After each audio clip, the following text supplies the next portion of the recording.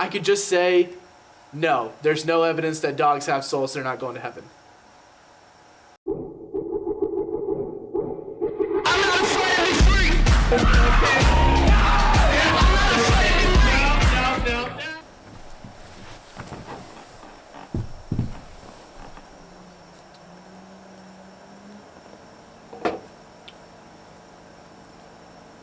Nice! That was very strong. Here it goes. No way we nailed this. No way. We're at the church. We're in the sanctuary today because I decided to bring in the professional, Jerod. So, hi, I'm Eli. I'm the youth pastor.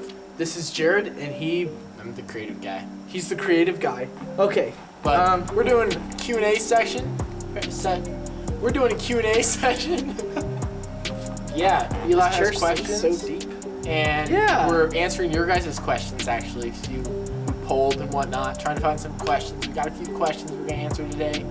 Kind of switching stuff up. I don't know why. I looked over and I thought you zipped up your jacket. And I was like, wait, I don't know why his jacket's zipped up, but it's stinking cold in here, guys. It's cold. Whenever we're not using the church building. That's not it. That's not it at all, boss. It's because it's cold.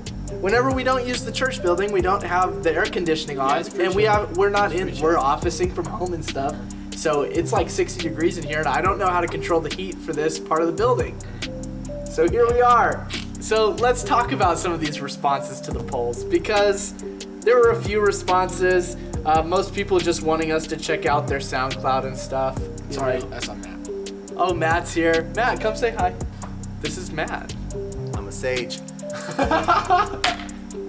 They don't know what that means. They don't know what that means. I thought that was... So we put out on social media to ask the questions that you've always had about Christianity. And Jess Campbell asked if we could get a new youth pastor. Why you gotta throw her name like that? You don't gotta throw her under the bus like that. Okay, who else would ask It this was question? anonymous. How do you say that? I don't know. Anonymous? Anonymous! This stinking chair sinks so deep, bro. Yeah, that one's broken, I think. It's gotta be. But literally, half the responses are like, hey, check out my account and follow. I be making vibes. I won't name that person. We don't know who it is, but like, why are these the people that might see my posts? That's ridiculous. So the whole point of this was to just grab some questions from y'all so that we'd be able to kind of talk about it between us and give you guys like a biblical perspective on some of the questions that y'all are always asking. Yeah. And actually the one that I get the most often, especially where we're at right now in our lives, like for the last, almost 2 months now, it seems like. It's only been 1 month. It's only been 1 month, not 2. Wait, how does it? I feel like it's literally only been 1 month because today's April 14th. We canceled services March 14th. The question that I get the most often right now is, did God cause COVID-19? Like, did God cause the coronavirus as an act of wrath or something like that? So, Jerod, do you want to talk a little bit about that? Yeah, so to straight up answer the question, did God cause it? No. Simply put, it was a result of our actions. I mean, we don't exactly know how it started. There's rumors going around, something to do with the guy eating a bat. That's all my understanding goes. But with that, it was a result of a person's action. We live in a fallen world, and with that, we make mistakes. So I've been reading through Isaiah, and a couple weeks ago I came across this verse, Isaiah 10:16 through 21. So it says, therefore, the Lord God of armies will inflict a disease on the well-fed of Syrian people, and he will kindle a burning fire under his glory. Israel's light will become a fire and its Holy One a flame. In one day it will burn and consume Assyrian's thorns and thistles. He will completely destroy the glory of its forests and orchards as a sickness consumes a person.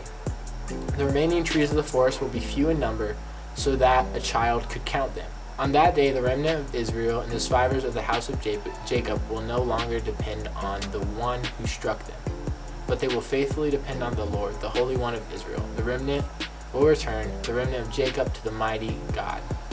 Simply put, what's happening is these Assyrian people, they aren't the best people, and there's actually a disease that is inflicted on them. And God straight up says that some of them will die, and there will be a remnant left. And he also says that it's kind of necessary to bring the people closer to him. I feel like that's a similar thing what's happening with us right now. I feel like God is bringing people closer to him. I mean, statistics have shown in their news reports how the local stores are like sold out of Bibles and stuff. Mm-hmm. Like every Easter sermon I heard last week was pretty much a salvation message. Yeah, dude. So that's what I was gonna say is that this situation that we're in is not a product of a fallen God. It's the product of fallen men, dude. Like some dude more than likely ate a bat, and that's where this virus came from. You can't. I feel like sometimes we tend to over spiritualize some things, and I'm not saying that God isn't actively involved in our life. He totally is, but I think we can safely say that this is a product of people not doing the right thing, and maybe it was even an honest mistake. I mean, maybe the bat was the only thing he had to eat. I don't know. But it could have been just an honest mistake, but that doesn't mean that it wasn't a mistake. And so what I wanted to share with you guys is Romans chapter 8, verses 27 and 28. And these are some verses that have been really important in my life, and they've touched a lot of different people. Paul wrote to the Romans, and he says this, "And he who searches our hearts knows the mind of the Spirit, because he intercedes for the saints according to the will of God. We know that all things work together for the good of those who love God and who are called according to his purpose." And you see, what's so beautiful about God is not that nothing bad will ever happen to you. It's that even when bad things happen, God is still working it for your good, because he's called you to a purpose. Okay, he's called you to something. And when you're moving towards God, when you're moving towards his purpose, everything that happens can work for your good, even if it's not fun to go through, even if it's not exactly perfect. Our God works through all situations. He doesn't just work through the good situations. He works through all situations, and all things can work for his glory. And that's what makes him great, and that's why God didn't cause COVID-19, but he is using COVID-19 to reach people. Okay, so question number 2, and this is the one that I actually get. I've been asked this so many times. You wouldn't believe how many times in camp ministry I got asked this question. Really? Actually, camp ministry all the time. But the question is an age-old question. It's, do dogs go to heaven? So we're gonna change gears a little bit. Wow, and it's not gonna, I know how we went from COVID-19 to, is my dog gonna be in heaven with me? Of the spectrum. And this is what I'll tell you in the non-spiritual things. This is what my mom believes about that, is that if she's gonna be fully happy, fully satisfied in heaven, then pugs are gonna be there because they're like her greatest love. So that's what my mom thinks. They're necessary for her to be happy. What do you think, Jerod? I don't know. I have no idea. That's the true. Okay, so there are a couple of different ways that you can answer this, because if there was gonna be a kid that would ask me, I'm getting called and I don't know who it is. You should answer. Maybe I should. Good. This is Eli. Okay, talk to you later. Bye. That was about my car. Cool. It's fixed. My No car's way. fixed. Not that one. Hallelujah. Different one. Oh, you got a new one? Different one. No, my Honda. It needed brakes, so I brought it to Mueller's. I was saying something good and I interrupted myself. Dang it. I was saying that there are 2 ways that you can answer this question about the dogs. Yeah. That's what it is. Okay, because I could just say, no, there's no evidence that dogs have souls. They're not going to heaven. I could say that, and that's biblically correct. Or I don't like that answer at all. I don't either. Right. So there's evidence in Revelations that there's horses in heaven. Okay, there's evidence that there is a lamb. Jesus is the lamb, right? Okay, there's the wedding feast of the lamb in Revelations. Okay, so it all just depends on how you take some of this stuff. I believe that the Bible has left it sort of open to that, because guess what? The Bible was not made to address the question, will dogs be in heaven? I don't know. As some would believe, people believe that dogs are 100% loyal, so they belong in heaven. But to be completely honest, what's up? So you're saying there's a chance? Yes, there is a chance. Because I'm not God, I don't know. I will say this, heaven's gonna be perfect. You're gonna be in perfect relationship with God, with Jesus himself. with everyone around you. You ain't gonna have problems with your neighbors. God's gonna wipe away every tear. He's gonna comfort you. He's gonna console you. We're gonna worship Him in the purest way possible. There will be no distraction. There will be no sin. There will be no shame.